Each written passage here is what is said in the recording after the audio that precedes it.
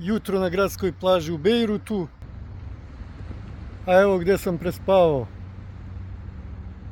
12. je decembar. Sada nastavljam prema gradu Baalbeku.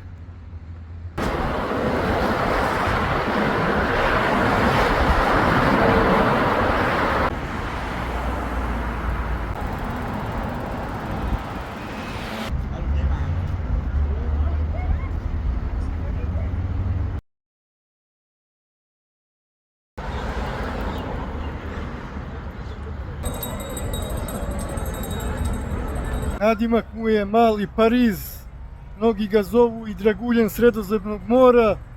Sa ovim jahtama liči na Monte Carlo, međutim Bejrut je poseban, priča za sebe.